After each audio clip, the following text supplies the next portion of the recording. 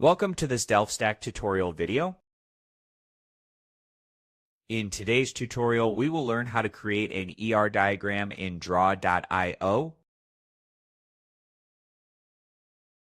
An entity relationship or ER diagram helps visualize database structure and the relationships between tables. First, open Draw.io and make sure the correct shape library is enabled. Click on More Shapes, find the option called Entity Relation, toggle it on, and click Apply.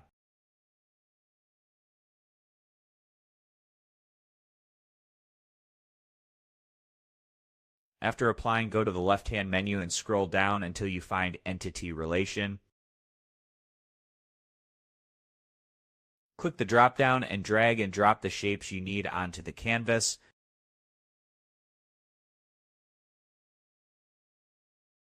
You can also use a template for faster setup. Click the plus icon on the top menu and click on Template. In the search bar, search for Entity and choose an entity relation template you like. Click on Insert and the entity relation template will be added to your canvas. And that's it. We just learned how to enable the entity relation library and insert a template to create ER diagrams in Draw.io.